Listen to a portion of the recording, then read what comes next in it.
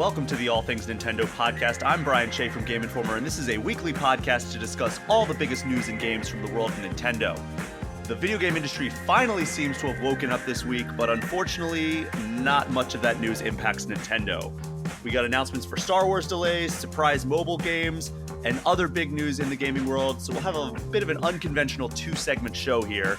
Joining me today for that show is Game Informer's own Wesley LeBlanc. Wes, how are you doing today? I'm doing great. Excited to be back and talk about some cool games I've been playing. I quickly noticed that you were becoming one of the main guests on this show. And I'm very happy about that. I think you do great on the show, and I think that you bring an amazing insight. We don't have the typical news gauntlet that we have on this show, but we do have a couple of quick things to talk about before we jump into the impressions. So first, we're going to start off with some impressions from, just so the listeners have like kind of a rundown of the show. We're going to have some impressions from some games that we've been checking out that are either coming to Switch in the near future or are brand new to Switch. And then in the second segment of this show, we are going to do a playing off of the Resident Evil cover that Game Informer just unveiled. It's the Resident Evil 4 remake. We're going to be playing off of that and talking about the top 10 Nintendo remakes of all time. So we'll get to that a little bit later. But first, we talked a couple weeks ago about Dead Cell's return to Castlevania. And it's this DLC, and it is set to arrive, I think, sometime early this year. I think that's what they currently have it slated as. But we ran down what all is in this, and it's quite frankly a lot. And the pull quote that I saw, because our very own Charles Hart had an interview with the Dead Cell's Return to Castlevania developers, and the pull quote that I saw is that it is twice as big as past DLCs, which is pretty exciting. And when I ran down the list, it was pretty apparent that this is not an insignificant piece of DLC. And I know you've never played Dead Cells or put a significant amount of time into it at least, but what is your interest level for this Return to Castlevania DLC? I'm pretty excited. I think it's going to get me to finally actually play Dead Cells and, at least put some time into it so I'm prepared for the Castlevania. But I am most definitely most excited about the Castlevania part. Just like knowing I'm going to probably hear Bloody Tears in a Dead Cells remix. That sounds awesome. Yeah, and it seems like this is the reason that a lot of people are going to return to this game, which, by the way, a lot of people point to this as one of the greatest indie games ever released. And I would count myself among the people who absolutely love this game. I still don't love the roguelite elements of it, but overall, Dead Cells is a game that I've actually been itching to get back into, and Castlevania being one of my formative gaming experiences back on the NES, this is something that I am absolutely jumping into. I don't think we know when it's coming, but it is supposed to arrive at some point relatively soon. Yeah, Q1 2023 on PS4, Xbox One, Switch, and PC. So that's something that I'm, whenever they announce the date, I'm going to circle that date on my calendar, because is something that is absolutely going to get me back into this game and hopefully let me make a little bit more progress, because I never beat Dead Cells. I never got to the actual ending of this game. I just put several hours into it and then eventually got frustrated because I lost a bunch of progress from the roguelite elements. But we only had one other piece of news to talk about here this week, and that was a 30-second teaser trailer released by Illumination and Nintendo for the Super Mario Brothers movie, and it was just basically an extended look at that scene that we got in I think it was the first trailer, or it was the second trailer. Yeah, the second trailer with the Mario Kart part at the end. Yeah, well, so this scene that I'm talking about is when they were Mario was facing off against Donkey Kong, and in that second trailer we saw Donkey Kong just kind of start beating the crap out of Mario. And in this we get a little bit extra where he gets an item block and it gives him Cat Mario, which I never thought we would see, especially in the first Mario movie. But then again, we're seeing a lot of stuff that I didn't think we would see in the first Mario Brothers movie. So I know you're a big 3D World, Mark. So am I. I love 3D World, but you think it's the best Mario game. I do. What did this do for you when you saw a direct reference to Super Mario 3D World? I think it's just really awesome. I kind of like what you said. I did not expect to see stuff from the newer era of Mario. in this movie. You know, I think they'd hit all the classic highlights, which they kind of have been so far. But it's pretty exciting that they are including stuff from 3D World. I wonder if, you know, any references to Odyssey will be in there, or even Bowser's Fury. But yeah, it just seems like they're going to just blow the top off the Mario world in this first movie, which is surprising and very exciting. Yeah, it's something that like they have clearly worked hand in hand with Nintendo here, because like there are so many little nods to things, even in just the trailers. And I think this is one of those elements where, or one of those examples where I'm starting to get a little concerned they might be showing too much in the trailers. But at the same time, I have no idea what's going to happen in this movie, which I think is maybe around the right balance, where it's like they're clearly showing some respect for the source material, which is something that I think that as gamers, that's all we want, primarily anyway, with these video game adaptations. Like that was the biggest thing with the Sonic the Hedgehog movies, right? Like when they showed that original character model, everybody was like, they clearly don't have any love or respect for the source material of the Sonic games, because look what the character looks like. Then they went back, redid the character model, and then when we went and saw the movie, it was like, okay, there was some respect for that. And then the second one, they absolutely knocked it out of the park in terms of like paying homage to the games. This, right off the bat, I mean, aside from people's kind of split opinions on Chris Pratt voicing Mario, I think that everybody sees this and says like, yeah, they are absolutely doing a great job with paying homage and giving the proper respect to the source material. Like we've seen Fire Flowers, we've seen the cat suit, we've seen Mario Kart, we've seen it feels like everything. It really does so far. The only thing I'm concerned about is the movie. I think is an hour and 26 minutes, which is a short movie, but I'm very cool with that, especially for what this is. I do wonder if like it's just going to be breakneck speed, because the amount of references we've already seen, and I imagine there's more they're not showing. Like I'm just struggling to see how they fit all that neatly into an hour and 26 minutes, but maybe it's just like a sensory overload for an hour and a half of just Mario, which I mean, honestly, that's very cool with me. I mean, I really am so excited for this movie. The more I see of it, but I'm also getting to that point where I'm like, we need to not see anything else. Yeah. I think they know that. This latest clip was basically footage we've seen with like 10 extra seconds. So it seems like they're kind of starting to tone it down. I'm sure, I imagine we'll get one more full trailer before the release. But yeah, I don't know. I think now that they've introduced pretty much all the main characters and we kind of know what's going on plot wise, that I'm hoping they kind of tone down the marketing, because I don't want to get spoiled of too much. I just want some big pops remaining in the theater, right? Like I want to, like the Cat Mario may have been one of those, but like I don't think that it really would have been. I want, like, you know, if Mario gets a star and that song starts playing, because like we've already heard some like kind of orchestral arrangements of like the Mario theme and everything. If Mario gets the star and it starts playing the star theme, I'm gonna lose my mind in that theater.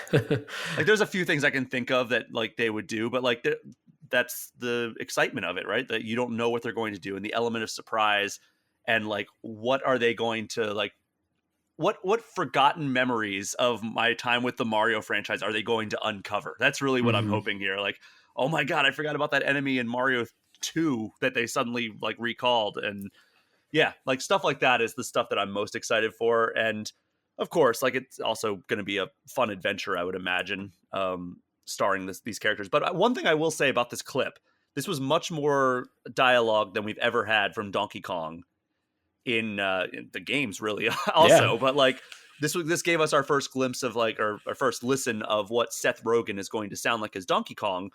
It's just Seth Rogen. Yeah, I don't hate it. The one thing I will say is not Seth Rogen is the laugh. You know his laugh very well, I'm sure. That was not a Seth Rogen laugh. That was like, you know, he has that like that kind of like chuckle that he does. Yeah, it's like this giggle. Was a hysterical laughter, and I kind of liked it. I was like, because I was like, all right, is Donkey Kong gonna laugh in this movie? Because like, you know what Seth Rogen's laugh sounds like, and am I gonna just be like, all right, that's Seth Rogen? Yeah. But like as soon as they announced Jack Black and Seth Rogen in their roles, so Bowser and Donkey Kong respectively, I was like, okay, perfect casting. Absolute perfect casting. I'm still kind of waiting to see how Charlie Day and Chris Pratt sound in like longer conversations. But you know, I think that what they've shown so far has been fine, especially Charlie Day. And Chris Pratt, again, fine. He's a great voice actor, but I need to be I need to be sold a little bit more on their performances, and we didn't get really any more dialogue from Chris Pratt in this. But I mean, we don't have that long to wait. We're 2 months away at this point, pretty much. April 7th is when this movie comes out, and I could not be more excited at this point. At first I was very apprehensive, but now I am all in. Where is your hype level at for this movie at this point? Oh, I'm gonna be there on day one. I'm excited. I can't wait. Like, it doesn't need to be a 10 out of 10 movie, although I think it based on what we've seen so far, it's skewing like it's going to be a legitimately great video game adaptation. But I just think it's going to be so cool to see Mario on the big screen. Like, my nephew, he got into Mario in 2021. I mean, he got into video games really by playing my Switch in Super Mario 3D World for the first time, and now Mario's his favorite character in anything, and he's asks me every time a new trailer comes out to come over and watch it with me, and like he wants to go see it at the movies. And this is a movie for all ages. You know, it's a movie for people like us who've been playing Mario all our lives, but it's also a movie for, you know, 5, 6, 7, 8-year-olds. And I can't wait to see like the excitement that Mario takes around the world just through all ages.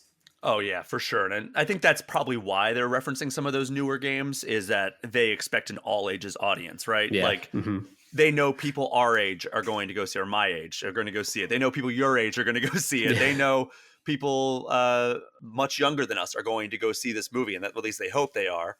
And by referencing things from across Mario's 37, 38 year history at this point, they can attract people of all ages. And I think that's really smart. But yeah, April 7th is when that comes out. You've been playing some games on that are coming to Switch. You haven't been playing them on Switch, I don't think, but you have been playing these games. I guess let's talk about this one first. Theatrhythm Final Bar Line. Yeah. This is a rhythm series that has been going. I think it made its debut on the 3DS back in like 2011, 2012. 2012, yeah. And it's just basically a rhythm game with music from the Final Fantasy series, which, by the way, one of the series that has the best music in the entire history of the industry. Yeah, I think you could. I could easily argue that it is the best catalog of music. I mean, in Final Fantasies or in every other game's defense, there's like, 30 however many Final Fantasy games. So of course they have a giant catalog of amazing music, but that's a big part of Final Fantasy's legacy is its music. I mean, I'm just off the top of my head, the only series that I can think of that really rivals it, I can think of 3 that kind of come close, I think. And that's the first one that came to mind was The Legend of Zelda. Yeah, same. Which has a similarly long history, but just every single game of that is full of amazing music. Obviously, Koji Kondo composing a lot of that at the top of his game. The Mario series also has a lot of really great music. Like Mario Odyssey in particular, like you think like, all right, I've heard everything that the Mario series can offer. I wasn't really the biggest fan of like the new Super Mario Brothers music style, or even some of the Mario Kart music. Also, like I love it, but others tracks on there are kind of forgettable. But Mario Odyssey really upped the game of the entire modern kind of Mario series, I feel. And like, yeah, I agree. I mean, some of those tracks are just unbelievable. But maybe Sonic has kind of had this weird thing where it's like it started off with like kind of like the 16-bit era, and then when it came to the modern era, it just went full like rock bands and like metal and full instrumentation, and they've gone through so many eras of their music that I don't know, like that. Those are the 3 that immediately came to mind as anything that comes close to rivaling the Final Fantasy series. But yes, all the way stretching back to the very beginning of the Final Fantasy franchise, it has this unbelievable music. Mm-hmm. And it's so cool that there are rhythm games to that. And I've been thinking like, I wish there were more like music, like rhythm games based on video game music. Like we have the Persona Dancing series, which is another series that has incredible music. It just doesn't have the longevity of the Final Fantasy franchise. And we had the Cadence of Hyrule game with Crypt of the Necrodancer, with Legend of Zelda kind of music and rapping and everything like that. What is your history of the Theatrhythm games? Because I know that you like them, but how do you kind of view the franchise to this point? It's a franchise I really love. It's really weird, and I understand why people don't bring it up when they talk about great rhythm games, because it's a weird rhythm game, and I don't know if it would have the chops to stand up without the Final Fantasy aspect. Like if it was a rhythm game with original music or even like modern music or real world songs or, by bands and stuff, I don't know if it would hold up because the rhythm aspect, at least for me, has never been the highlight of the games. On the 3DS, it was a touchscreen thing, and you kind of watch the battles play out atop on the top screen, and then you use the stylus to tap and hold and move like a bar across the screen. And it was fun and it worked. And I think that tactile touch with the stylus, especially made it feel great as a rhythm game. Oh yeah. But the transition in Final Bar Line, which is you're going to be using face buttons and triggers and analog sticks, it kind of reveals a little bit more that the rhythm gameplay isn't the highlight of the series. That's not to say it's bad. I actually do like the rhythm gameplay in Final Bar Line. But yeah, the Final Fantasy music catalog is holding up a lot of this game. Now, be honest. When you first learned about this series, how did you pronounce the franchise name? I honestly like theater. I don't know. I think I might have nailed Theatrhythm. Yeah, it's Theatrhythm officially, and I had to be corrected by a PR person. I remember it was PAX East 2012, probably, maybe 2011. But I was like calling it Theatrhythm because I was like, oh, "What is this word?" Like it's THEAT rhythm. It's and I'm like, the worst word to type out. Like writing my preview the other day was agony because I don't spell it right first try ever. I hate it. I hate writing it. I mean, it's not the worst Square Enix title. No. It's not even the worst title of games that we're going to be talking about in this episode. But it was a nightmare. And I was like, I even looked at the PR person at the time. I'm like, really? Like that's how it's pronounced? Theatrhythm? Okay, whatever. Rhythm is already a hard enough word to spell. And then you throw in theater, but you throw in it's a portmanteau of it. Yeah, like it's so strange. So what does this game do that like the other games don't? You put about you got your hands on this demo that is now available for everybody to play. Yes, yeah. It's 30 songs. I played probably about 3 hours. It does not take 3 hours to play all 30 songs. I just wanted to toy around with the different difficulties and stuff. The biggest thing that you will notice if you are a Theatrhythm fan really is the difference between what it plays like now and how it played on 3DS. So you're not using a stylus to hit notes, which is honestly easier because you're, actually physically moving your hand to hit the notes on screen. Now you are using face buttons, triggers, and analog sticks, and it is very, very weird and jarring at first. And I even wrote this in my preview. I didn't think I liked it when I, probably my first hour, but then it kind of, it starts to click and feel a little more natural. The game, it's odd because there are 4 tracks that notes appear on, and you can, for a standard note, you can hit any face button or trigger to hit that note, which is weird because most rhythm games tell you what button you need to press when this note crosses the line. And you've got 4 tracks. So if you see 4 notes coming up, you could just do A, even though they're all on the same 4 or on 4 different tracks. But the game then throws, 2 notes at the same time. So you have to be like, okay, am I going to press A and B at the same time? Am I going to press A and a trigger, which is what I ended up doing. And then they also throw in directional inputs. So you have to use the analog stick and kind of slash in that direction. And it's just weird. I didn't like that you have to kind of figure out your own play style and controller input. They show you the screen with your controller. I was playing on Switch, so I was using my Pro controller, and they're like, you can hit the 4 face buttons, you can hit the triggers on top, and you can use the analog sticks to hit notes. And it's a little too broad when starting off, and it's weird and jarring. But once I kind of figured out how I was going to play this, and okay, if I have 2 notes, here's how I'm going to do it with my hands, it kind of clicked into place, and then it becomes, the rhythm game that you still remember Theatrhythm being, which is, there's standard notes, there's slash attack notes, and then there's like the bar notes where you have to kind of move the note in the direction of the line that it's on. But yeah, I think that's going to be the most jarring difference. But I think it's cool that they put out a demo because people are going to be able to play this demo. They're going to have that jarring experience where they're like, this is weird. This is very weird. And then they'll probably keep playing because it's great music. And, 2 hours in, they'll be like, okay, this makes sense now. I understand how this control works. But that doesn't make it not weird in those first few hours. So just prepare for that. And honestly, I'm glad they allowed for the triggers and the shoulder buttons. Yeah. Because I am terrible when they're telling me on screen what face button I need to press, especially on a Nintendo console. I agree. Because yeah. if I play an Xbox game, it's like X and Y are different from what they are on Switch, and same thing with A and B. So I inevitably fail if they're like, oh yeah, just hit the B button. Like there was a rhythm game that I was really trying to get into, but it kept telling me to press like the A button, the B button, the X button, the Y button, and I always chose wrong. And it was so frustrating that I eventually stopped playing it. And I'm glad that this kind of gives you the alternative of being able to choose if you want to do something other than the face buttons, because that's ultimately what I will end up doing there. Yeah, well, I should, like, it doesn't even show face buttons on the notes. Like the notes are green and red kind of randomly. Like, so you could hit A for one of them, you could hit X, you could do Y, B, like it doesn't even matter which face button you press. So you don't even have to think that much deep. Okay. Like if you see a note, just hit a button and you'll be fine. All right. Well, is there anything else we need to talk about? I know that this has a massive library of songs. It's 385 songs. Don't quote me on that at launch. You can buy like a deluxe edition to get another 20 plus songs. And then there's a season pass, which I'm not usually big on season passes, but this one might actually get me to buy because it's got music from other Square Enix games, Live Alive, Nier series, Chrono Trigger. Yeah, that's a big one.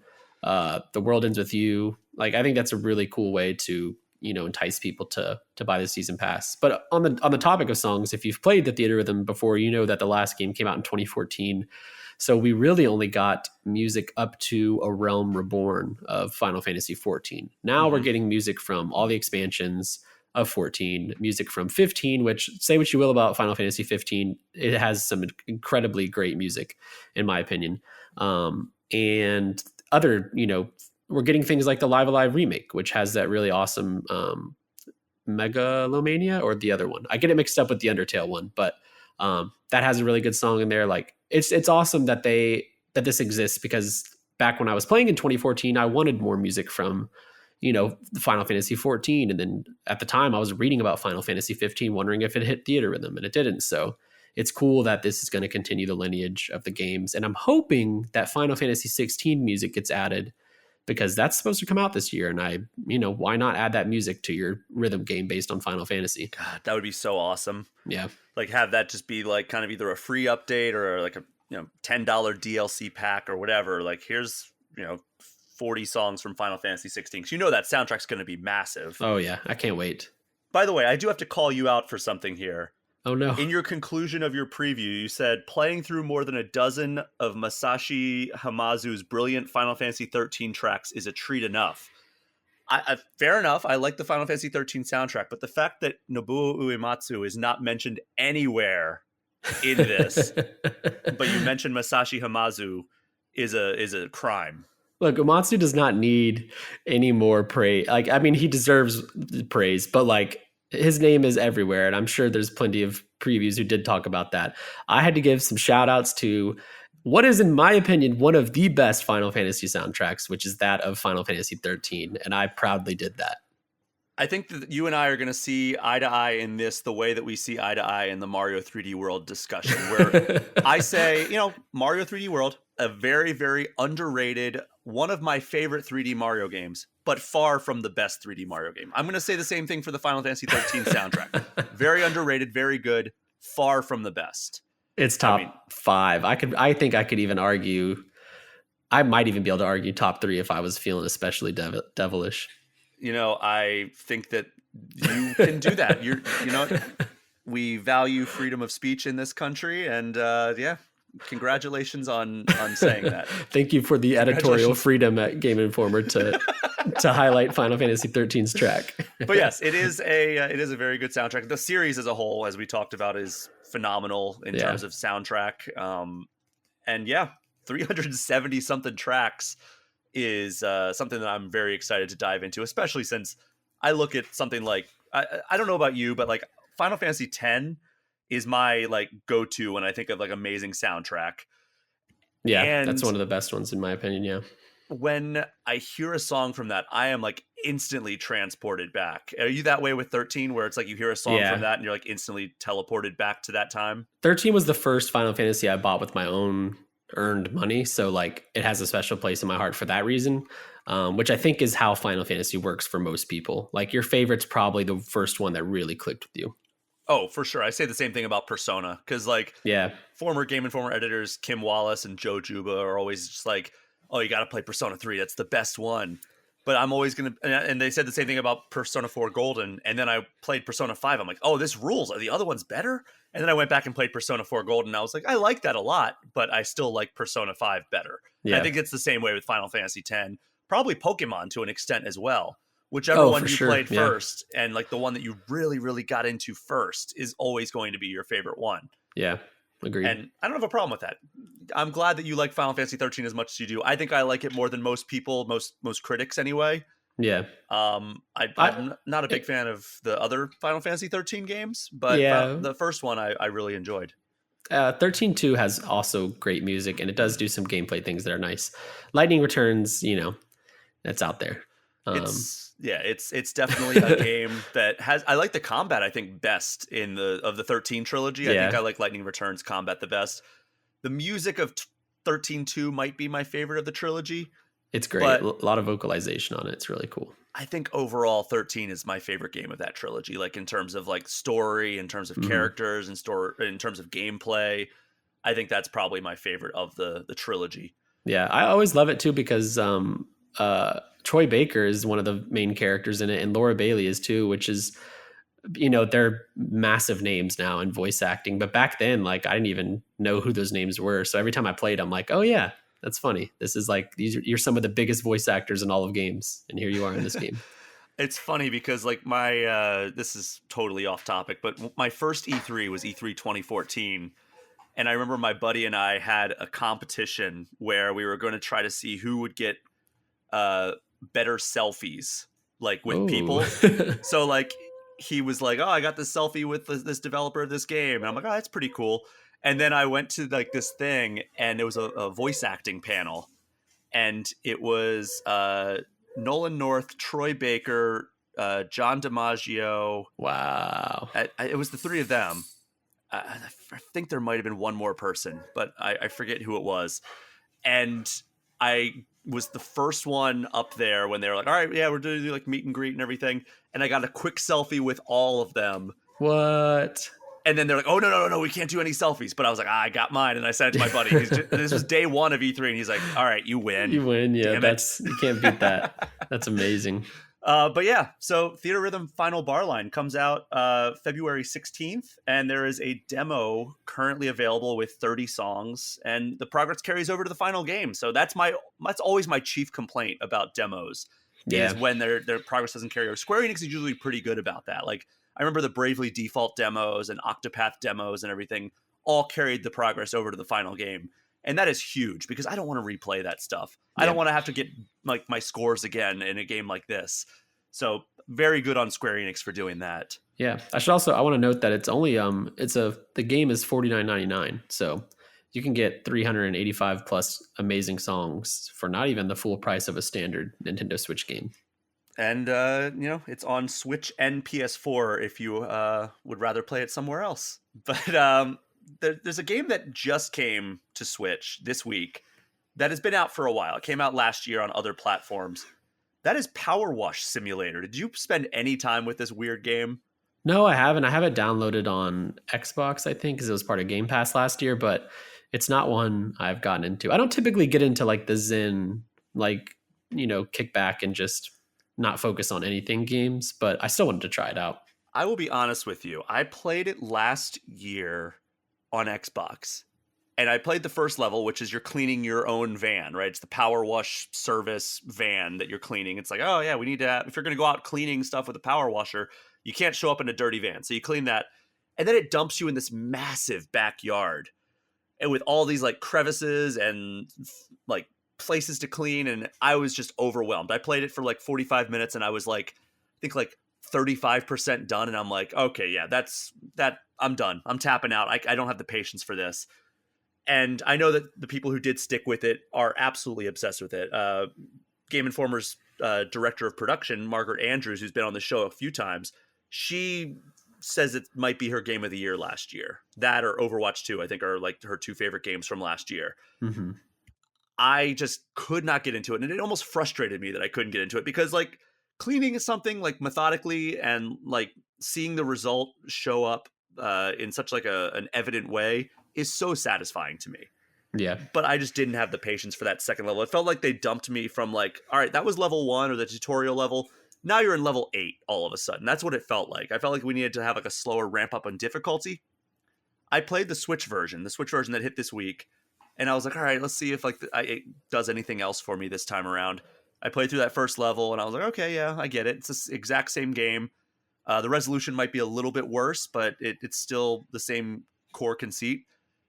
Then I got to that second level that I was kind of turned me off before, and I started cleaning the fence of this backyard, and it kind of started to click with me a little bit. And I was like, okay, I'm feeling it a little bit more this time. I want to go back and play a little bit more, but you know, it doesn't run quite as perfectly as it did on the Xbox, but it still runs fine. It's still the exact same controls and everything, and you have all the different tools at your disposal. And I think that this is a game that a lot of people are going to love. And I could see myself dumping a couple hours into this game on a flight or something, like as a way to pass the time, like put on a podcast and clean a backyard with a power washer.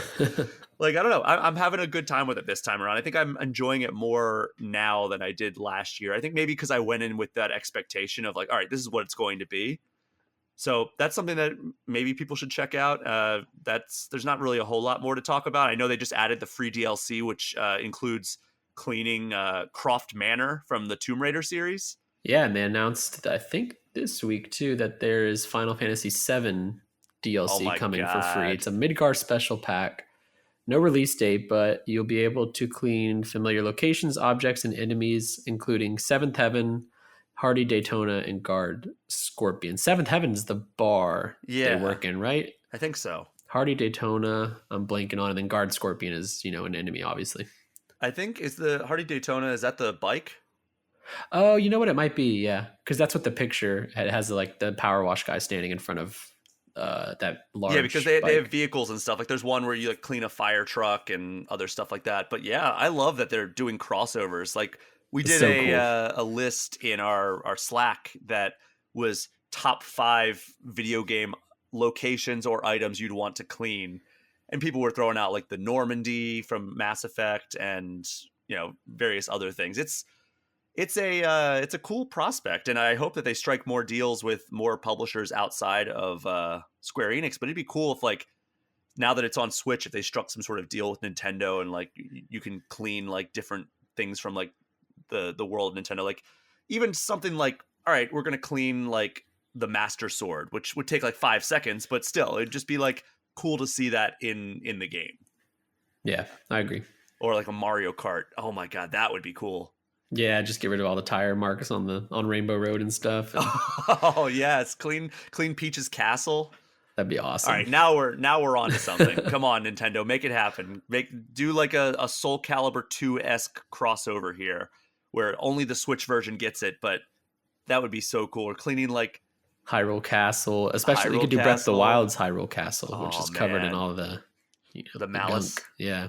Yeah. All right. Yeah. So Powerwash Simulator is out now on Switch. And then as is our final game that we're going to talk about in this first segment, you started playing this game as like, all right, yeah, check this out. See if it's like doing like we should do a video about it or something. And you said, I'm going to keep on playing it.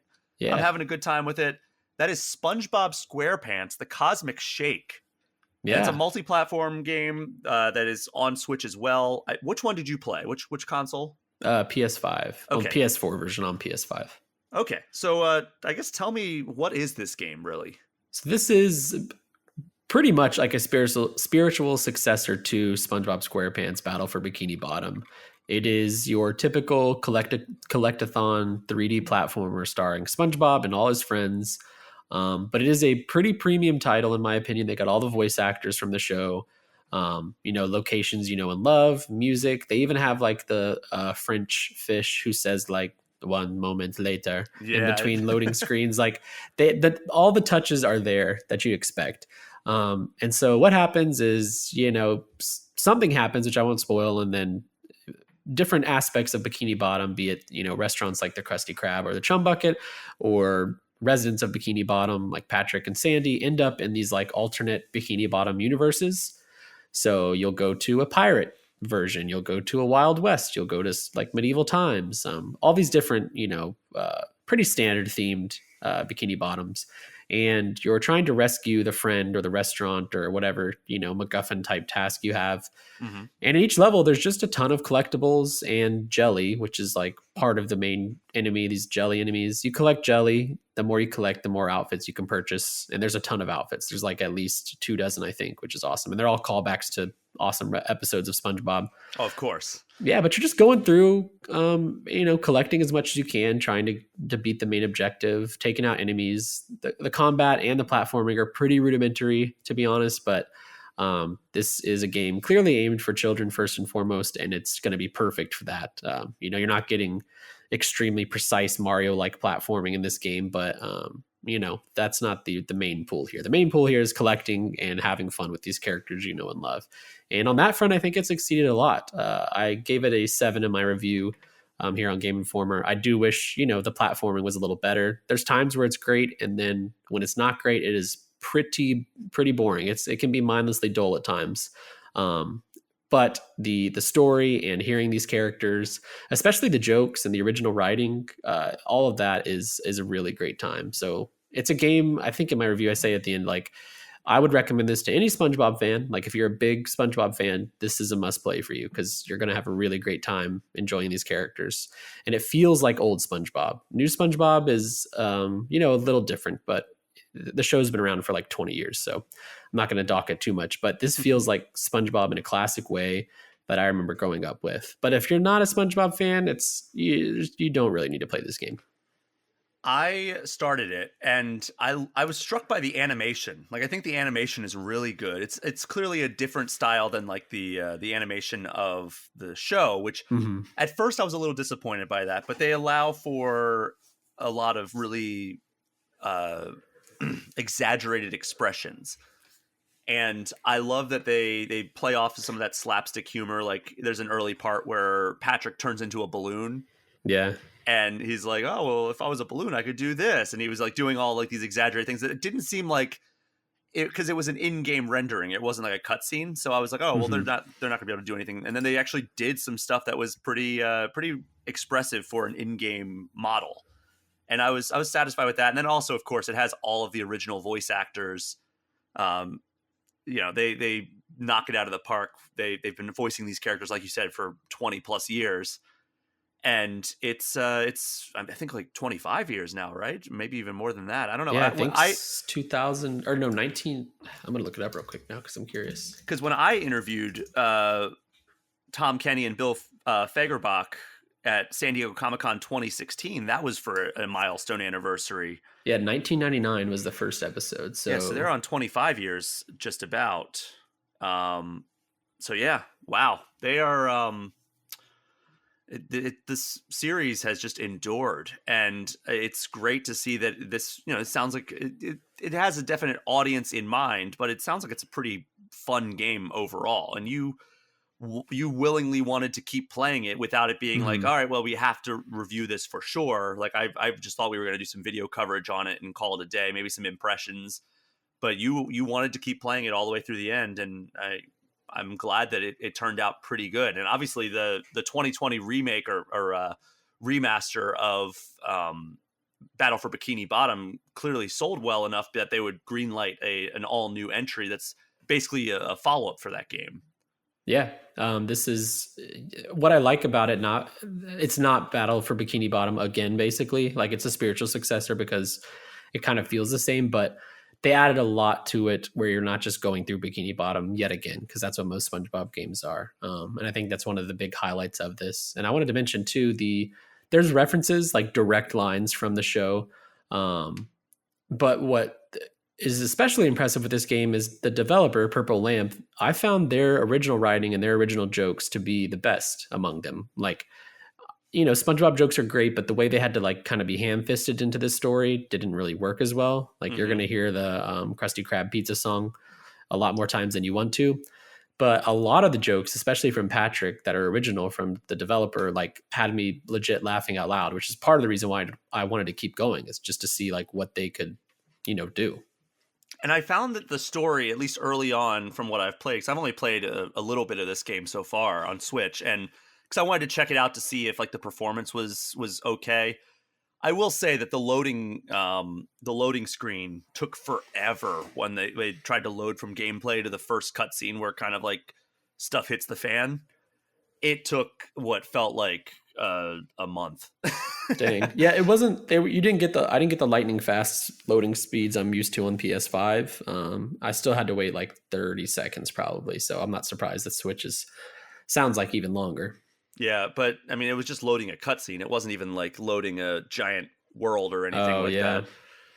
The transition back to gameplay was a little bit quicker, and again, resolution's probably a little bit lower on the Switch, but it plays fine. It plays well, and I probably will want to keep playing this whenever I have time, which isn't too often, but it's not a game that I'm like, okay, yeah, I get this. Let me delete it off my hard drive. It's all right. I'm gonna see what else this holds, because they really captured the spirit of a SpongeBob episode. It feels like. Yes. Yeah. Or almost like a movie, really. Yeah. It took me about 10 hours to complete it. I've seen other people say that it took them 6 or 7 hours. I did a little bit of some side stuff to like, go back and get collectibles and complete some of the side missions just to see how those went. But yeah, I mean, 10 hours in a SpongeBob game is pretty great. I don't know if I necessarily want to spend, 30, 40 hours in SpongeBob's universe. So especially when he's singing the Krusty Krab pizza song the whole time. Over and over. Yep. You'll hear that. You'll hear a dabble do ya. And Patrick has a joke that he says like every 3 minutes, it feels like. Oh, no. I should mention, just because you brought up performance, when I played it on PS5, the PS4 version, it was pre-release, but I had some bugs where music would completely drop out just randomly, and I had 3 hard crashes. But the developers had told us ahead of time that there are bugs they're squashing, and they've put out a patch already, I believe, or they have one coming. So they're aware of performance issues and are going to work to make those better. But yeah, I do want to note, I don't know if those have been fixed yet, and 3 hard crashes, definitely sucks. I didn't lose progress because the game auto saves a bunch, but it does for sure. I looked at my save files and it was like, oh yeah, I should save. And I after 20 minutes of play, I had 7 or 8 auto saves already. Yeah. Like, oh, okay, yeah, that's good that it keeps on top of it, especially if it's going to crash. I didn't have any crashes in my time with the Switch version, but again, I'm still pretty early. Mm-hmm. But yeah, anything else we need to say about SpongeBob SquarePants: The Cosmic Shake? No, I mean, if you like SpongeBob SquarePants, maybe not if you love SpongeBob SquarePants, which I know at least a lot of my generation does, because that was our show growing up. The Cosmic Shake is definitely worth your time. It's not going to blow your socks off, but you're going to get a new fun adventure in Bikini Bottom. And I think that's awesome to have these days. But again, if you're not a SpongeBob fan, you really have no reason to jump into this. Yeah, I mean, I think that's probably the case with a lot of games, right? I bet people who aren't Final Fantasy fans shouldn't jump into Theatrhythm. Yeah. Oh, yeah. For sure. Well, Wes, we're going to take our only break of this episode, and when we return, we're going to be talking about some of the best remakes Nintendo has ever done. We will be right back.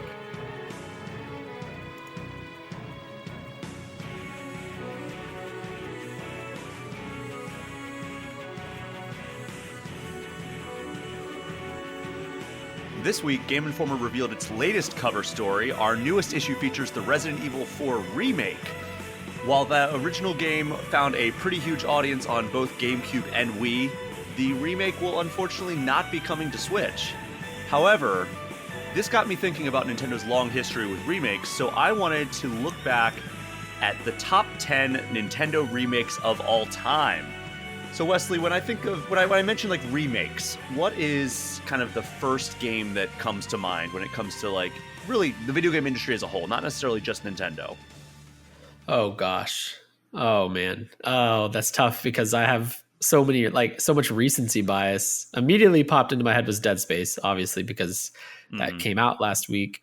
I think probably maybe Resident Evil. Perhaps they've been doing the first really one? great remakes. Oh, the first one. Okay, I feel like that one's an iconic one because of well, now, because I don't know, I feel like we have like 10 different Resident Evil ones. We do. But like that's one of the first ones I remember being a really big deal. And then now that I mention it, I think RE2 remake is probably still the golden standard of remakes in the industry. Okay. For me at least. I mean, especially when you compare that remake to what 2 was and then how much RE2 remake succeeded both as a remake and then winning fans over into RE2. I mean, that's a huge success story, and obviously we've seen. I mean, it's helped bring Resident Evil back into the spotlight after 6 kind of, took the wind out of its sails. Well, that plus the awesome first person entries of 7 and Village. Village. RE3 remake. I liked RE3 remake. I know a lot of people weren't happy with it. I actually really loved it and didn't have really any problems with it. So as far as I'm concerned, this new life in Resident Evil has just been standout. I would agree with you. I think RE2 is probably my favorite of the bunch so far. Of course, RE4 looks amazing, so I'm excited for that.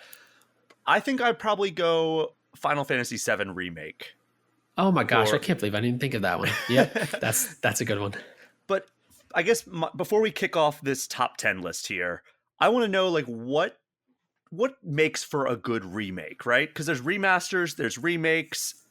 My personal opinion is that kind of the definition of a remake exists on a spectrum.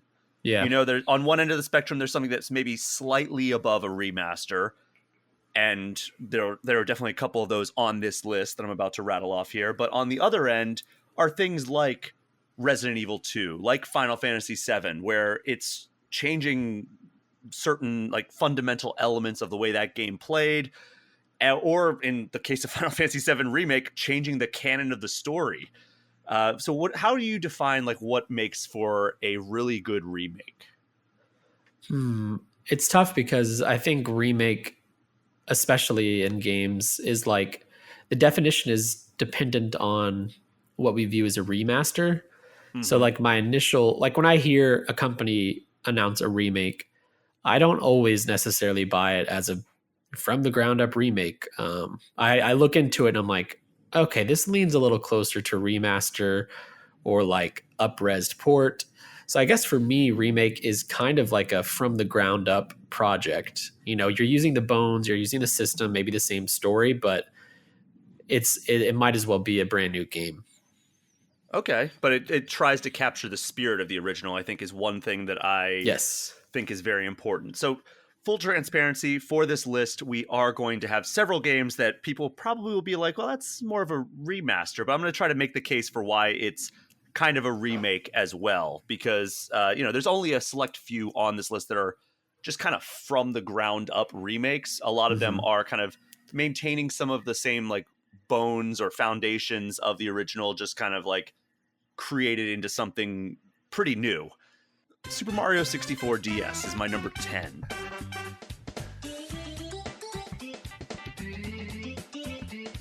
And I think that's kind of on the one end of the spectrum, where it's closer to a remaster, but it definitely adds a lot of meat to this game.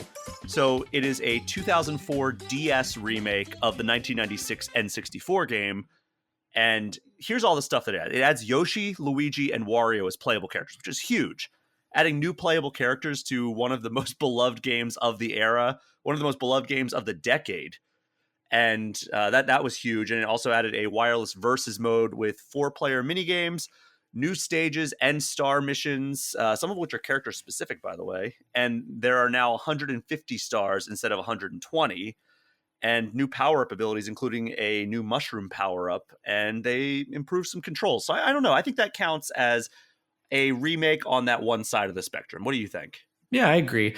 I think another aspect that I guess kind of mostly helps Nintendo in this case is like taking a game that's playable on a console and then making it playable in a new way on a totally different console. I think gives it some like remake bonus points. For example, like The Last of Us' remake. It's a remake, but it's not super exciting because I can play it on my PS5 still. Like I can play the old Last of Us games just fine. Whereas, on a DS you couldn't play Mario 64. So I think that's a really good choice. And that was wild at the time, of being able to Yeah. be like, oh my God, I can play an N64 game on the go. Like, even though it was 8 years removed from the launch of the N64, that was just a massive, like, eye-opening moment of like, wow, this this game that was once kind of like in recent memory at the time, the pinnacle of technology, is now available like to play in my pocket, basically. And you could use the stylus to mess with Mario's face. You could, or Yoshi's face. That's right, yeah. So number 9 is, I think, pretty textbook remake here. That is The Legend of Zelda: Link's Awakening for Switch.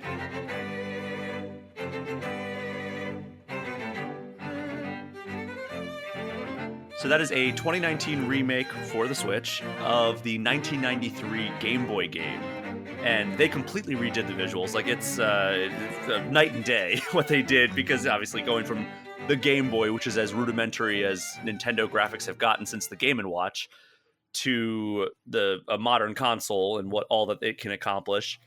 And but they did remain mostly faithful to gameplay and story progression. But aside from the graphics, I think probably the most notable improvement was the fact that they had more than 2 buttons to work with. Did you ever play the original Game Boy version, or the DX version of this that they released that still kind of had to rely on the Game Boy controls?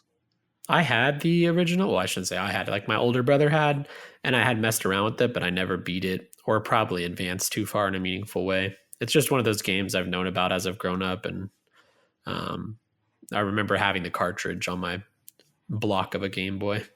Okay, yeah, because like the way that it worked on the Game Boy was that you had only 2 buttons, right? So there's B and A, and you had to swap out things that you were wanting to use constantly.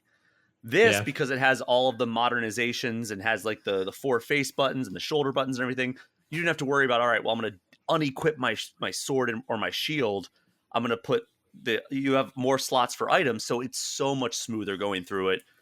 And by the way, I forgot to mention, Game Informer gave Super Mario 64 DS an 8.5 out of 10. Game Informer gave Legend of Zelda: Link's Awakening on Switch a 9 out of 10. Ooh. I'm going to try to kind of give the historical scores here as well. But I really enjoyed most of what Link's Awakening brought. I will say there was one addition that was kind of underwhelming. That was the dungeon creation tool. And that was because they basically just let you rearrange different rooms. It wasn't like a full-on creation tool. It was just, it was not like kind of like the Zelda Maker we were all hoping this was going to be. And that was a little disappointing. But other than that, I think this was a really solid remake. Did you play this version at all? No, I bought it at launch, and then, you know, some of the reviews talked about some of the technical issues, and I was like, okay, they'll fix that. And Nintendo doesn't do that often, and they haven't really. I think those issues are still mostly persistent in the game, from what I've read. So I just need to jump in and play it, because I know I'm going to have a great time. I love that art style. And yeah, there are some definite tech problems, but I don't think they're distracting to the point where it's not enjoyable still, right? Like, it's still a really fun time. It would be nice if it ran a little bit smoother. At least the last time I played it, it could have stood to run a little smoother, but here we are. Like, it's a solid remake of one of the most beloved games of all time. I know people were kind of lukewarm or ice cold on the visuals that they chose for this, but it grew on me a lot. I was the same way with Wind Waker. I didn't like the visuals at first, but now they're among my favorite visuals in the entire series. I think it's just that, like, when they go in such a different direction than what we're all used to, it's something that it's very much an acquired taste, right? Yeah. And that's how Link's Awakening was for me, at least this remake was. And I think it suits it. It suits the overall gameplay and like story of Link's Awakening. And I think it's a really solid remake, and one that deserves to be on this list. So we're going to go to number 8 now, Wes. Live Alive.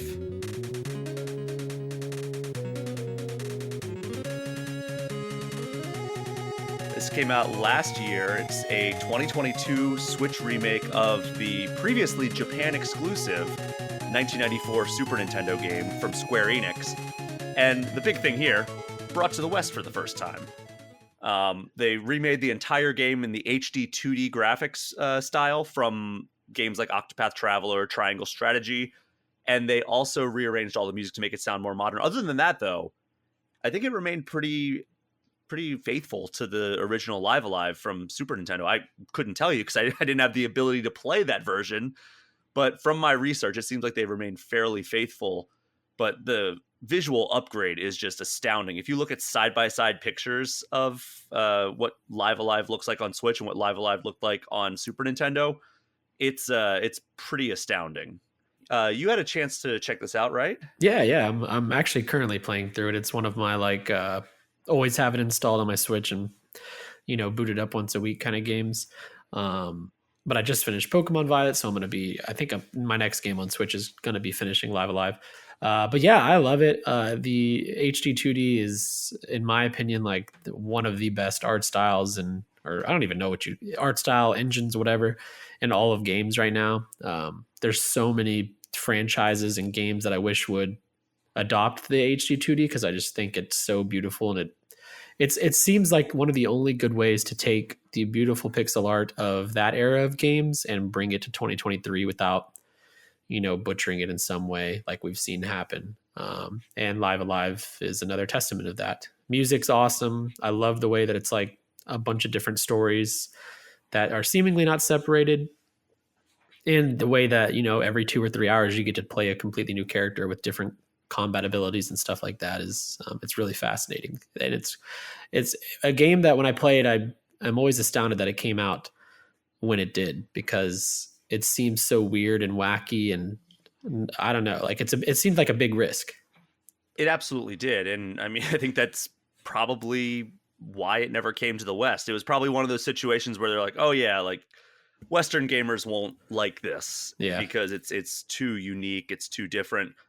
But, then we look at how people took to all the various RPGs that Square Enix did bring to the West in that era. And, you mentioned the HD 2D graphic style. I would love to have a lot of those the SNES RPGs from that era, like the Final Fantasy IV, the Final Fantasy VIs, the Chrono Cross, Chrono Trigger. I mean, we already did get a remaster or a remake of Chrono Cross, but Chrono Trigger, I would love to see that recreated in the HD 2D graphic style, especially Final Fantasy VI. That's the one that would be huge. I know they're bringing the pixel remasters over to Switch this year, so that probably kills any possibility they had of doing that. But Game Informer gave this a 9 last year, and from what I've played, it is definitely worthy of it. It's a very cool game, and I think it's a great example of that one end of the spectrum that I was talking about, where it's kind of just like more of a unique remaster with some added features, but still, I think it still qualifies as a remake. Agreed. So we're going to move on to number 7, and this one might surprise people because I think a lot of people really, really love this game, or I know a lot of people really, really love this game. Metroid Samus Returns.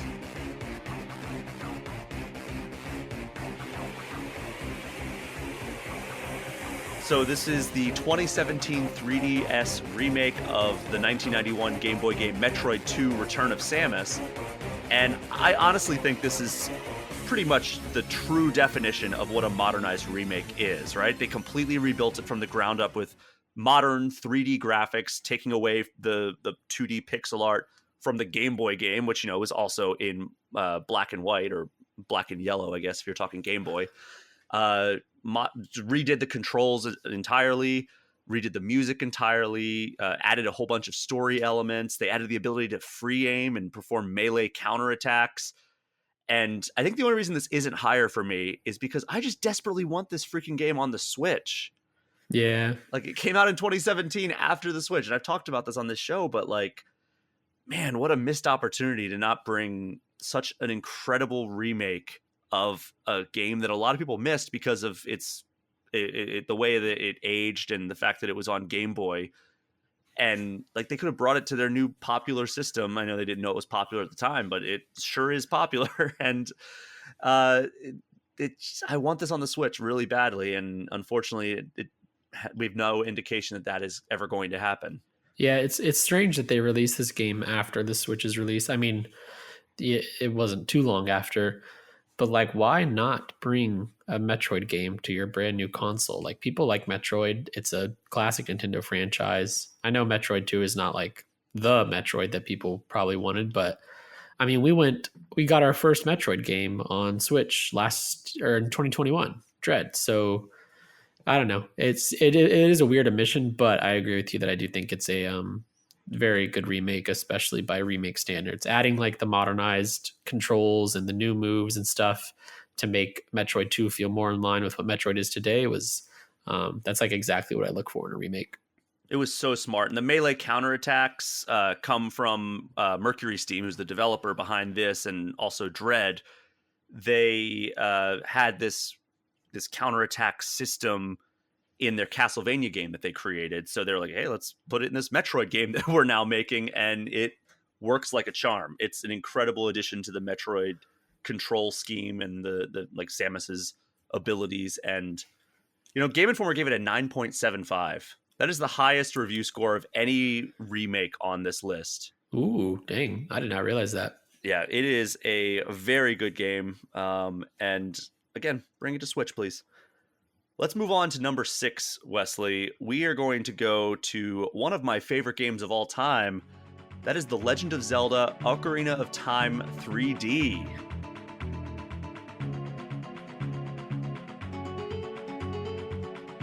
This is the 2011 3DS remake of the 1998 N64 game. I mean, they did so much, but without making you feel like they did so much. They redid all the visuals, which at the time when I was playing it, I was like, oh yeah, this looks good. This is how I remember it. And then I went back and looked at videos of the N64 version. I'm like, oh my God, Link looks like a monster in this compared to the 3DS version. In the 3DS version, Link looks like the character art that they had for all of the promotional stuff in the lead up to the original Ocarina of Time. And then you look at how he actually looked in the N64 version, and his face just doesn't have the definition and the features that he has in the 3DS version. And they also did it for all the characters, all the visuals. Everything looks so crisp in this version. And the other big thing was that the second screen of the 3DS allowed you to swap items without pausing, which was huge, especially when you consider that they redid the iron boots as an item instead of equipment to make it easier to swap, because that water temple was a pain in the butt when it came to the N64 version. And they also, changed the water temple a little bit to make it easier to follow what you're supposed to do. You kind of nailed it on the head when you said that when you play it, it just feels like what you think it was back on the 64. And I think that is a really big testament to a good remake, in that I think Dead Space did the same thing last week. It feels how I remembered, the original feeling. And I just don't see any reason to ever go back to the 64 version when the Ocarina of Time on 3DS is there. I mean, I do wish Nintendo made it easier to play those games and brought them forward somehow, but that's the struggle with consoles. Yeah, unfortunately, only the N64 version is on Switch, but hopefully this comes at some point, because they also made some other minor control-based changes that make it just a smoother playing experience. And Game Informer gave it a 9.25 back when it came out in 2011, so that's a solid remake right there. But I know that a lot of people probably look at that and think of that as a remaster, but they do make a lot of changes that just make it an overall better experience, in particular surrounding the water temple, but the visuals and everything is just so good in comparison. So we're going to move on to the top 5 here. Number 5, Pokemon Fire Red and Leaf Green.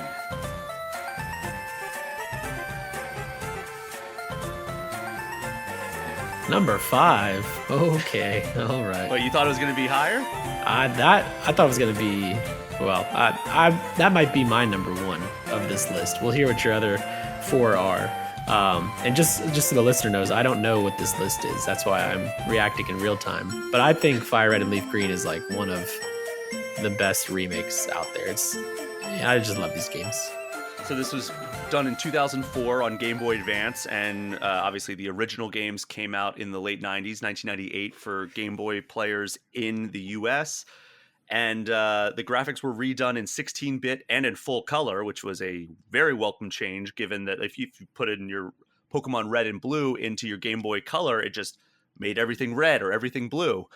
They also added new Pokemon and new attacks for all the Pokemon, basically. And then there was a more robust post-game section that was added featuring, oh boy, I'm going to butcher this, the Sevi Islands, where where you need to defeat Team Rocket again, recover artifacts that were related to Pokemon Ruby and Sapphire, which, that generation kind of just come out around that time. And then after you complete that post game, you can trade Pokemon with Ruby, Sapphire, Emerald, Coliseum, and the XD game. So talk to me about why this is your favorite. I just think I think a lot of it has to do with, I was when I played this game. I was 9 years old, I think, 2004. Yeah. I like have such vivid memories of receiving this as a gift from my parents. I want to say it might have even been like around Easter. We didn't really like celebrate Easter too much, but it was like an excuse for my parents to get me a gift, so I didn't complain. So I had like a basket on the table in the kitchen, and there was like candy and stuff, and then like I can see the Fire Red box just sitting in the middle of the basket, and I remember being so stoked and just mainlining that game for the next however many days.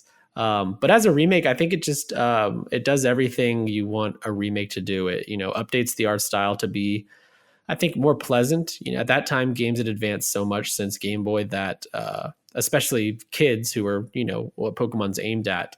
I think you have a harder time selling them on the older Pokemon games when games that look like Fire Red exist. So it was smart of them to update that visual style, make it more colorful and pretty. And I do think it's just overall a beautiful looking game, probably one of the best looking in Pokemon. Yeah, I would agree with all that. And I remember that I was in college shortly after this came out. I mean, I started college in fall 2005, and this came out in 2004. And I remember I just didn't keep up with the Pokemon franchise really in much of my high school and most of my college years.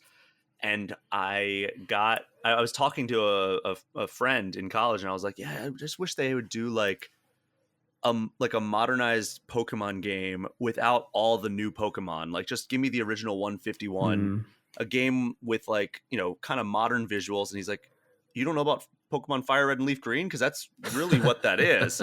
And I was like, what? So I looked it up, and I found a way to play it. I got a copy of Leaf Green and started doing that. And I was like, yep, this is definitely exactly what I wanted. It was such a mind-blowing experience to relive my favorite games from like back when I was in middle school and playing Pokemon Red and Blue on my Game Boy Color. And now having a modern version of that was just astounding. And then we got to the post-game stuff, and it felt like more of a slow dipping your toe in experience than what Gold and Silver was, of like, okay, now most of the Pokemon are new, and you have to relearn this huge stable of more than 100 new monsters. And that felt overwhelming to me originally.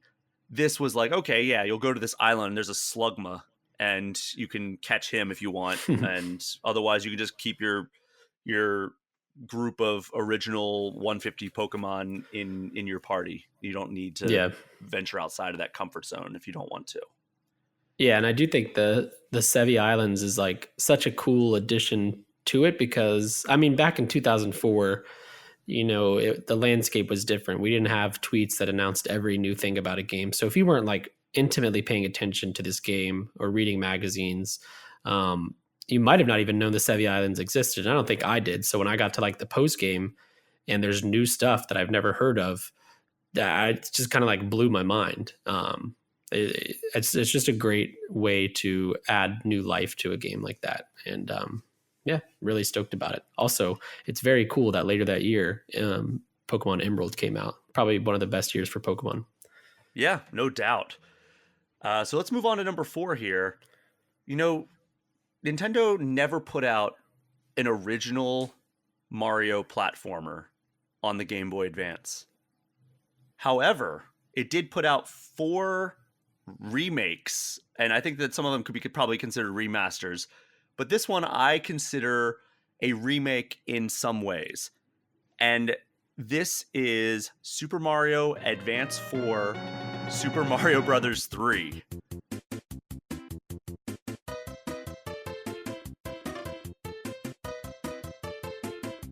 Oh, I didn't even know this existed.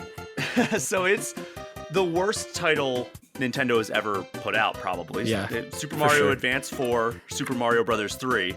And it is a 2003 Game Boy Advance remake of the 1990 NES title. So here's why I like it so much. So it adds new cutscenes, just kind of giving you more story elements to it, which is great. The visuals are like, kind of like 16-bit SNES style. But, the kind of starting off the bat here, Luigi plays differently than Mario, which is a nice change. Like, he looks different and he also plays different. He's like kind of slippery when he runs and he jumps higher. Is this the first time that's happened? No, that happened in another. Well, I think it happened in the earlier Super Mario Advance games, but also, he jumped higher in the original US version of Super Mario Brothers 2. That was his first time playing different from Mario. Yeah. But this was the big thing that unfortunately was underutilized. But there was a peripheral on Game Boy Advance called the e-reader. Do you know anything about this? Mm-hmm. Okay, so it allowed you to scan these collectible cards, and it added different functionality to the games that it was compatible with. So if you had the right stuff, you could save replays of your playthrough of levels. You could import items to your inventory, and including stuff that wasn't even in Mario 3 originally. Like there's the Super Mario World cape that you could import into Mario 3, which is just crazy. And then this is the big one. There were more than 30 new stages created by Nintendo for Super Mario Brothers 3 in the Super Mario Advance 4 version of this. And these levels included like new enemies not seen in the original Mario 3, mechanics from previous Mario games. Like it's just mind-blowing that this even like was a thing that existed, and it was locked behind such an obscure thing, such as having to go find these collectible cards. Some of them were included with the game when you bought it new, but most of them you had to go seek them out, and some of them didn't even come to the US. So it's like this rare peripheral, these rare cards. So even if you go buy Super Mario Advance 4, Super Mario Brothers 3, that's such an awful title, you would have to hunt down these cards, which are very, very rare. And even then, you'd have to import several of them from Japan in order to get the full experience if you're playing the Game Boy Advance version. However, the Wii U Virtual Console version that came out made it so that was all included if you bought that version. So you could play all these levels, you could take advantage of all this functionality and everything. So I consider this on the left end of this spectrum here, where it's barely above a remaster, but because it has all this other stuff, especially the new levels, new enemies, the ability to use the Super Mario World cape and all that stuff, I think that qualifies it as a remake. Yeah, I agree. I think, that makes sense to me. I am so fascinated by this game because I didn't really know it existed, and now I want to find a way to play it. Well, if you have a Wii U, I don't know if it's still up. I think the Wii U is still up, the eShop and the Virtual Console. March or something? You better buy it fast, and you better have some way to get it. 'Cause didn't they remove a lot of the payment options that you could do? Yeah, I think I feel like you can only do it if you still have a card connected, because you can't buy like funds anymore. You can't add cards. Oh, so geez. I think I might just be flipping a coin and hoping I still have a credit card on there. Yeah, but I hope that we get a Game Boy Advance section of the Switch Online catalog, and this is part of that, because it's such a shame that that's not a more like common thing, like to have this version available and have these levels that they created that hardly anybody got to enjoy because it was such an obscure accessory. Yeah. So that's why I think that this is deserving of a high ranking spot on this list. Yeah, that's a good shout. I do. Speaking of GBA, like coming to Switch, I had hope at one point, but I don't know. I feel like that ship has sailed, which is a bummer because there are so many great GBA games that are just kind of lost out there, like this one. For sure. And my next entry on this list is one of them. That is number 3, Metroid Zero Mission.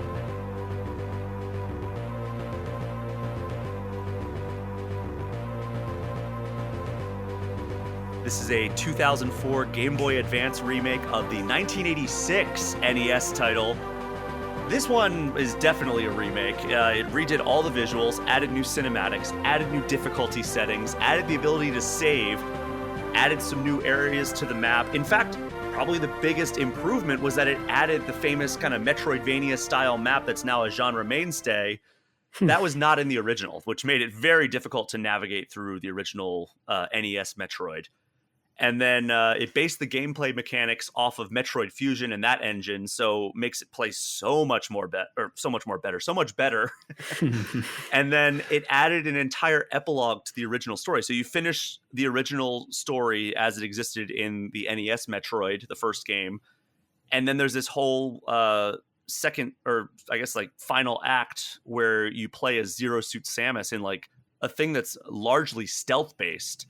And you have to sneak around like kind of like the space pirate ship and try to retrieve your suit. And then on the way out, you're just blasting these fools that you were avoiding the entire time. It's so satisfying.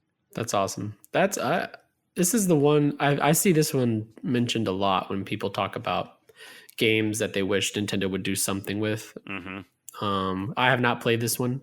And it is a game I would like to play, especially as a newer Metroid fan, because I hear a lot of praise for not necessarily the actual game, but like its uniqueness in the Metroid family of games and what it was able to do. But yeah, this sounds awesome. And the epilogue sounds really cool. It reminds me of some of the moments in Dread, which I won't spoil, but yeah, I definitely could see that. I think that was their first foray into a little bit of stealth outside of Fusion, because Fusion had the SAX parasite, right? Where it was like you had no ability to kill it, so you just had to kind of avoid it, which was the ultimate inspiration for the Emmy robots in Dread.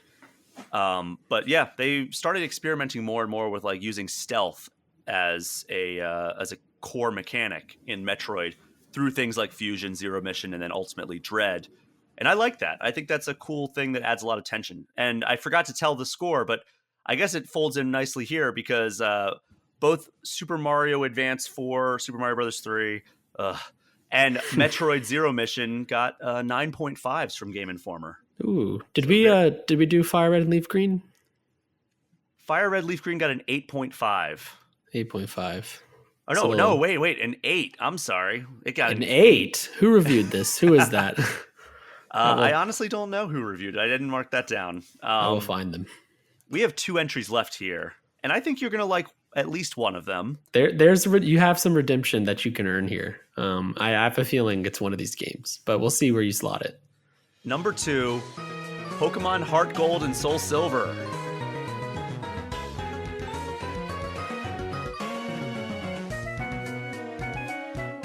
Yeah, okay, that's the one.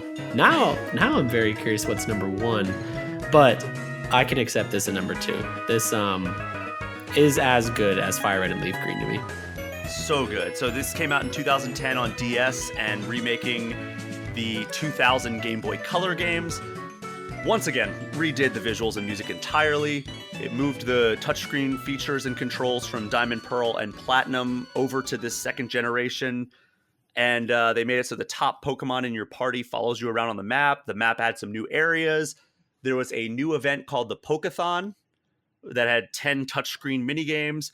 And they also reworked the story to include legendary Pokemon from Gen 4, including Arceus, Dialga, Palkia, and Giratina.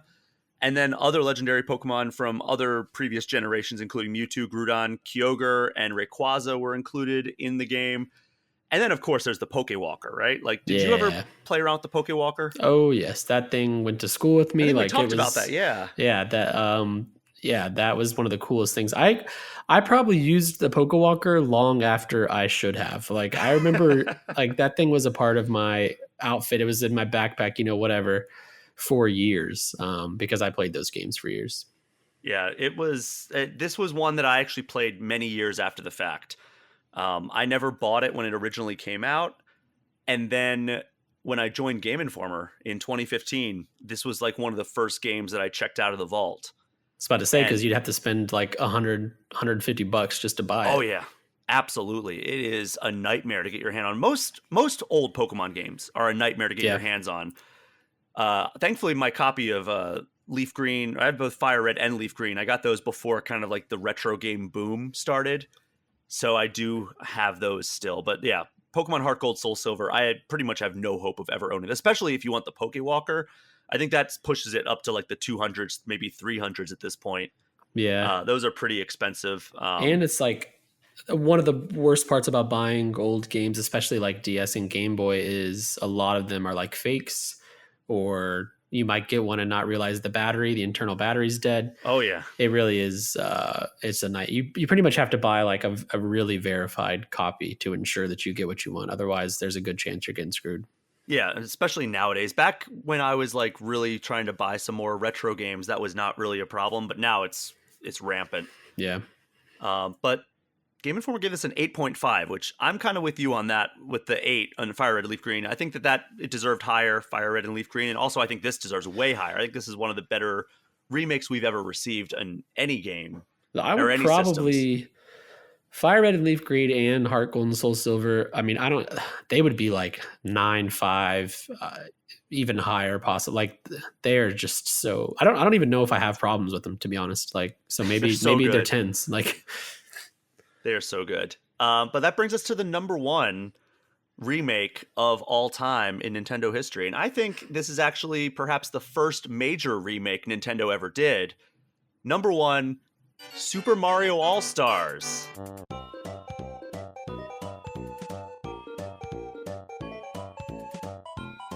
Okay. Yeah, this is a good number 1. Yeah. It is the 1993 compilation on Super Nintendo that featured all 3 NES games plus the original Super Mario Bros. 2 from Japan, aka The Lost Levels.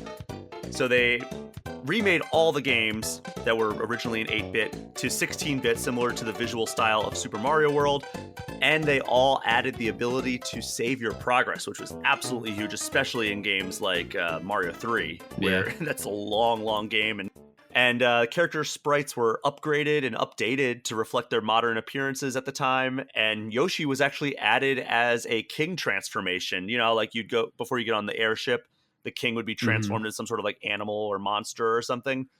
He was actually, Yoshi was one of the ones in, I think it was World 7 or 8. And it was just like, oh, that's before Yoshi existed canonically. And then, of course, the audio was upgraded to match the suite of sounds and the quality of Super Mario World. So, like, if you did like a spin jump on an enemy in Super Mario World, that sound effect, I'm sure you can hear it in your head. That was what you heard when you jumped on certain things in Mario 2 and 3. And then they actually added some minor story elements to all these games as well. And then, as I mentioned with when we were talking about Mario Advance 4, Super Mario Bros. 3, this was actually the version that the Mario Advance games were based off of, the ones that did come over from this compilation. So that includes Mario 2, Mario 3, and Mario World was also got the Game Boy Advance treatment. And that was also based on Super Mario All-Stars, because this game got a re-release that added Mario World to the cartridge, and that version made it so that Luigi's sprite was actually different from Mario's, and some of his behavior was a little bit different, but he controlled mostly the same. But then in the Game Boy Advance version, they made him control a little bit different. But unfortunately, Game Informer did not review this. This was one of those games that I guess it was early enough in Game Informer's history that they didn't review every single big release. And they probably looked at this and thought, we don't need to review a game that has just kind of remakes of all these classic Mario games. People know Mario. I think this was a dream come true when I discovered this existed, because it was, again, modernized version of a game I grew up playing. And I was over at a friend's house when I discovered it. I mean, I was still a pretty little kid, and I saw him playing what I thought was Mario World at first. And I looked closer and I'm like, those aren't enemies from Mario World. Wait, he has a raccoon tail? This doesn't make any sense. That's a Mario 3 power up. Clearly you're not playing Mario 3, and clearly you're not playing Mario World. So what the heck is this? Basically grabbed my friend by the throat and told him to tell me what this was. Didn't do that. But he showed me the cartridge, and I'm like, oh my God, this is incredible. It's like all the games I grew up, and then they told me about Lost Levels, and it blew my dumb little mind. This is the one with it's like a Magician Mario on the cover. Yeah. This was a game that I played a lot of. Weirdly enough, it was like I was when I played it, I was so young that I didn't really understand too much. And the game that I wanted to play most often when I would ask my older brother to let me play was Mario 2, which is funny because very different Mario game. It's one of those games that you always just kind of would gravitate towards playing because it's such a complete compilation. I think that was also a reason that I loved it so much, was that I had always loved, like, you know, like those stand-up store displays in like department stores where you would go there and it would have like you could flip through all the games, and there were like 5 games you could choose from to play. Like, I thought that was the coolest thing, that you didn't have to change the cartridges. Of course, now that's like such a standard feature with like digital games and everything, where it's like, all right, I have 150 games on my Xbox or whatever. Yeah.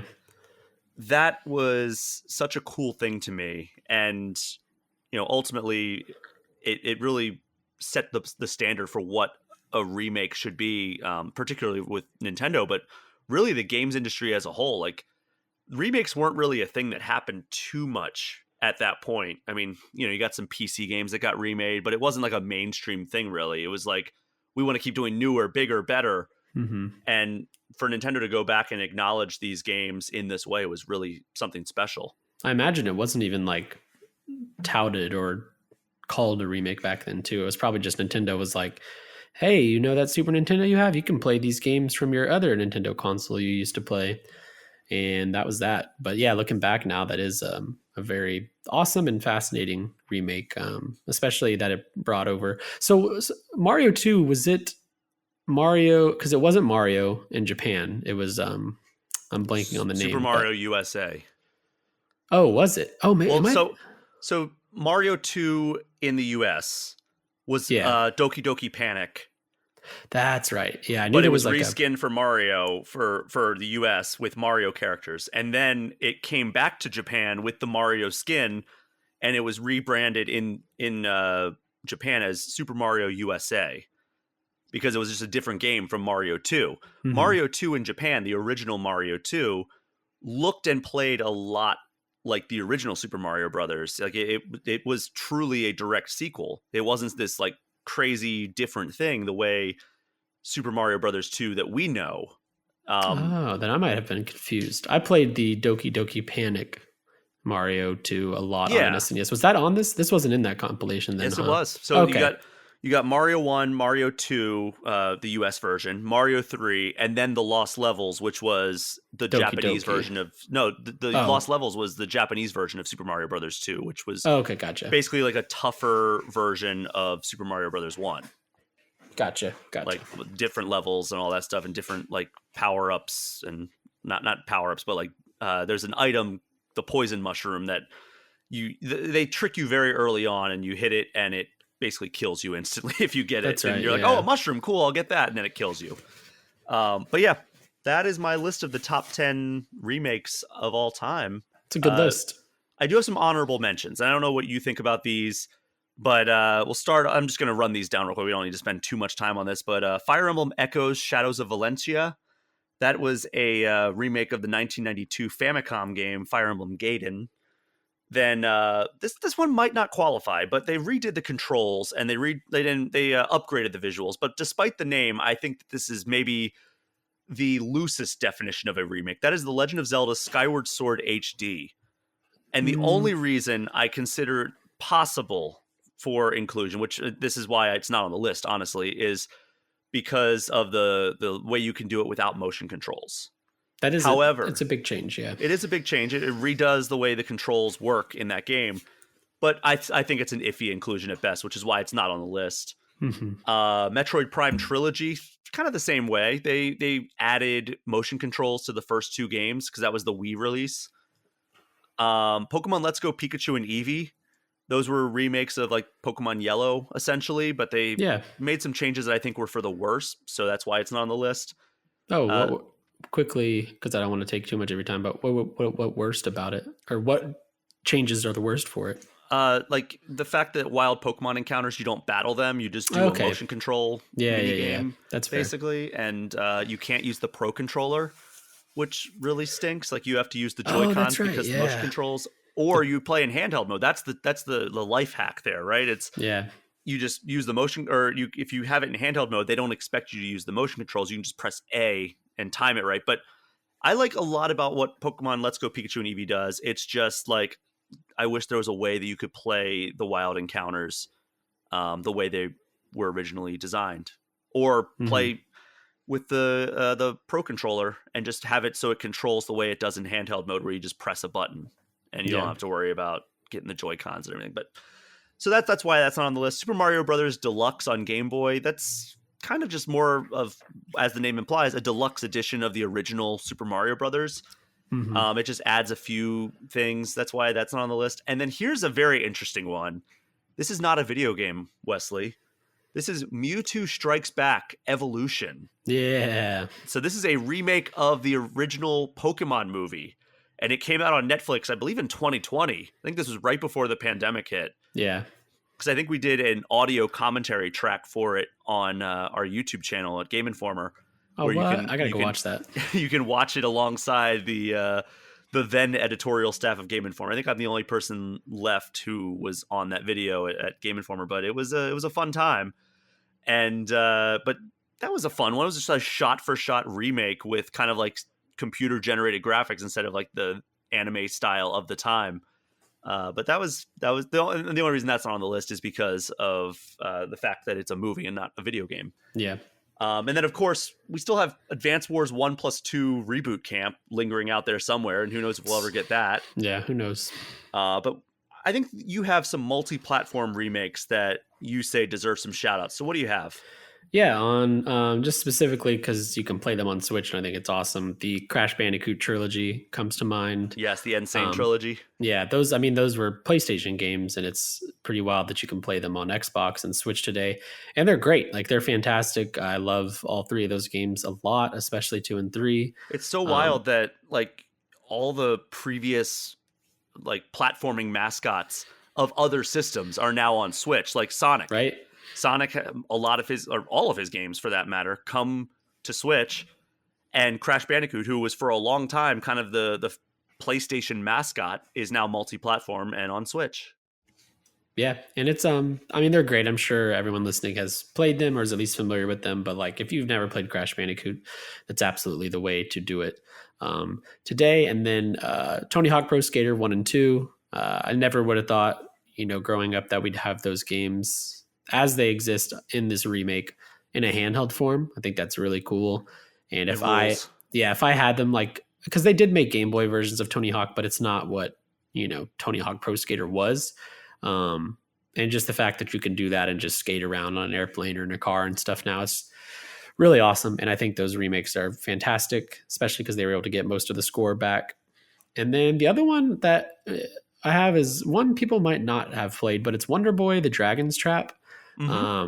I was familiar with the original version and I don't think I'd ever played it. Maybe I did growing up, but not in a meaningful way. And this game came out and I was at a different site, a smaller site, freelancing, and they asked me to review it. So I did, and I really, really loved it.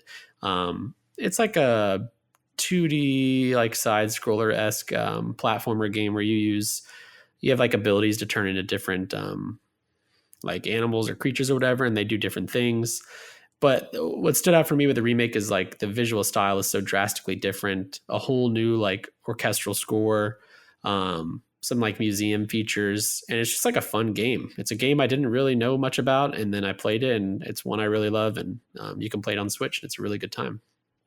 Yeah, those are all great picks. I've checked out all of those. Wonder Boy is the one I'm least familiar with, but I did play a little bit of that. I love the art style.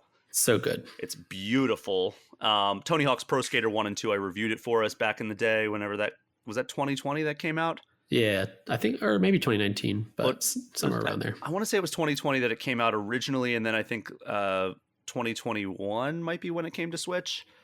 And then Crash Bandicoot Insane Trilogy was just awesome graphics. Like, it's wild, like how great they made those games look, especially compared to the original PlayStation versions. But yeah, those are all great call outs. And Wes, we have one final category that's going to kind of take the place of this week's definitive ranking. We're not going to do definitive ranking or eShop Gem of the Week this time because we've already gone pretty long. But I want to get the 3 Nintendo games you'd most want to receive a modern remake. So what immediately jumped to my mind was Pikmin 1 and 2. Mm. Do not think this will ever happen because Nintendo does not show too much love to the Pikmin franchise, but um, they're kind of trapped. I mean, you can play them through the Wii U if you have the discs or I guess digital versions of it. Um, but yeah, you can't really play them on Switch, and I think they're really fascinating games that speak to Nintendo's weirder side and their more risky side. You can play 3 Deluxe, and 3 Deluxe is really good. And then Pikmin 4 is supposed to come out this year, so hopefully that retains the quality of the series. But Pikmin 3 Deluxe has a lot of quality of life features that made Pikmin 3 better. And having played Pikmin 1 last year, there's so much they could do to make that game more user friendly, to make it a touch prettier because it doesn't really hold up visually. It does in some instances, but like it could use an upres. I think I played that game at like 720p last year. And I just think they have a really good opportunity to show some love to this franchise that people do love. It's not, it's not going to sell millions like other Zelda or Mario or whatever, but it's a really cool and weird, crazy side of Nintendo that I'd like to see come to in a more modern way in Nintendo's life. Do you want me to do my other 2? Yeah, go for it. Let me see. I wrote down 5, so I'm trying to pick. I'll skip. I was going to mention something Fire Emblem, but I talked about Fire Emblem last time. I just want them to remake an older Fire Emblem so I can play older Fire Emblem games. Sure. I want an F-Zero remake. Ooh, I like it. But I don't know the visual style I want because a lot of my love for F-Zero comes from those visuals. Like they're seared into my brain. And I don't know if I want like a, super 3D pretty version of F-Zero. Maybe something like HD 2D. I don't think HD 2D would work for F-Zero, but something in that vein where it's still a pixel game, but like modern. And I think F-Zero could use the love, and I think it'd make for a great remake, especially since they're not going to, show the franchise any love in a new game, it seems. And specifically, I'm talking about the SNES F-Zero, which is the first. Is that the first one? Not too sure, but yeah. Remake that, please. And then my last one, I'm going to give an honorable mention real quick to, it's not a Nintendo game, but it was on only Game Boy Advance, so it might as well be, Yu-Gi-Oh! The Eternal Duelist Soul. Kind of in the way that you were talking about Pokemon earlier, how you wished there was a game that's just like, the original Pokemon, it's classic, it's got not any of the new stuff. That's what I want out of this game. I think Yu-Gi-Oh! The Eternal Duelist Soul is the best. I'll just make this my third pick because I'm going to go into it. I think that was the best of classic Yu-Gi-Oh games that there ever were. And Yu-Gi-Oh today is a completely different beast. It's much more fast paced. There's all kinds of rules. There's all kinds of different modes you can play in. But Eternal Duelist Soul was just classic, good old Yu-Gi-Oh! And I would love for them to remake that and, kind of give it some of the visual flair and love that Yu-Gi-Oh gets today, but retain the however many cards were in that original version. I don't want the thousands that have come out since. Yeah, that was kind of like lightning in the bottle right there, right? Like with Pokemon, I remember Pokemon did the Pokemon trading card game, and it was like, oh, this is great because it's still such a small set of cards. Yeah. Whereas if you were to do that today, it would be impossible to like keep up with how many cards there are out there. Like there's tens of thousands of cards. There has to be, right? Like there are so many cards put out in the Pokemon trading card game at this point, and then Yu-Gi-Oh is probably the same way. Yeah, where it's just absurd. It's just so many games and so many expansions and everything to keep up with. So I'm glad that they had that, but like, God, like I can't imagine distilling that into like a story at this point. Like, we have all the modern games that have all like the cards you can play with. But yeah, that'd be fun to kind of go back to basics with the Yu-Gi-Oh franchise. Yeah. One day. It probably won't happen, but So I actually changed my list while we were talking here. Ooh. And I'm gonna, oh man. So I have 3 games on my list, but I originally had Pokemon Gold and Silver. I want a remake of that in like a modern Pokemon style, like being able to wander around Johto in like an open world style. Ooh, okay. So like Violet and Scarlet? Yeah, but doesn't run like garbage. Yeah. But I changed that when you said the Yu-Gi-Oh one. and I changed it to a modern remake of the Pokemon trading card game RPG that existed on Game Boy. Yeah, that's awesome. That would be so much fun. Like, I loved that game back in the day, and just keep it like kind of like, you know, like the basic expansions, like maybe like lump in the first several expansions, and then I don't know, maybe expand it from there, like do a follow up a couple years down the road with more cards. And I don't know, there's got to be a way to do it. So that's my number one, or my number three. Number two, this is a game that came to Switch, and then when I played it, I was like, oh yeah, this needs a remake. Super Mario Sunshine. Yeah. That could really benefit from some modernized controls, and just a little bit of visual cleanup, I think would do wonders for that game. I remember when Odyssey came out and then people started speculating on DLC. I remember a lot of people were hoping that a world would take us to Isle Delfino. Yeah. Because, just imagine seeing that world, which I think is one of Mario's best settings. I think it's visually and thematically, and just seeing that in something like Mario Odyssey's, up-res style would be fantastic. Absolutely. And then my number one most wanted, and I originally had another game in this from this franchise. I had the Legend of Zelda Ocarina of Time in the modernized way, like kind of like how we see like kind of those Unreal remakes of Ocarina of Time that we see fans working on sometimes. Yeah. I would love that, but I ultimately settled on the Oracle games. So Oracle of Ages, Oracle of Seasons. Kind of trapped on the Game Boy at this point, and it's very frustrating to not have a way to play them on the Switch. But if they were to do it kind of like what they did with Link's Awakening, where there's two games, and then they kind of, if you beat both of them, you join together for kind of like the true ending, that would be awesome. I would love that with like modern visuals and modern control conventions and utilizing the face buttons and everything. And that's my pick for the number one most wanted remake. That's a slam dunk. As any of these, Nintendo more than most companies probably has landlocked games just because the sheer number of consoles. And it is a shame. Like, you've got two Zelda games, multiple Zelda games, but in this instance, these two Oracle ones. Like, Zelda's a massive franchise for Nintendo, and the fact that we can't easily play these two beloved games is super bummer. Yeah, it is a shame. But that said, as I mentioned earlier in the show, I'm playing through Majora's Mask, and there are so many times where I'm like, I wish they would modernize this a little bit. Yeah. So the Ocarina of Time and Majora's Mask is probably up there for me as well. But I ultimately went with Oracle of Ages and Seasons. But Wes, I think that's an episode. I'm so tired of talking about remakes.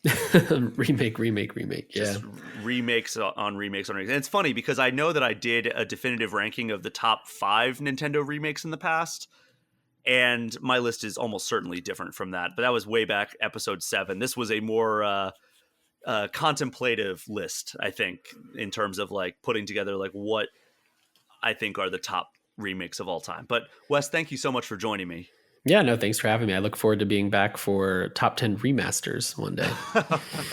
And thank you so much to everyone for listening. Do me a favor, if you haven't already, throw All Things Nintendo a 5-star review and hit that subscribe button. And if you want to get any questions or comments in, you can get in touch with me at allthingsnintendo@GameInformer.com or hit me up on Instagram at Brian P. Shea. And of course, you can join the Game Informer community Discord, which is a perk for subscribing to our Twitch channel, even just for 1 month. Wes, where can the people find you on the internet? You can find me on Twitter at LeBlanc West, or you can find my writing and words on GameInformer.com, and you can hear my voice on various podcasts such as this, or on the YouTube channel, mostly in the new Gameplay Today preview sections. That is our show for this week. Thank you again for listening. Take care. We'll see you next time.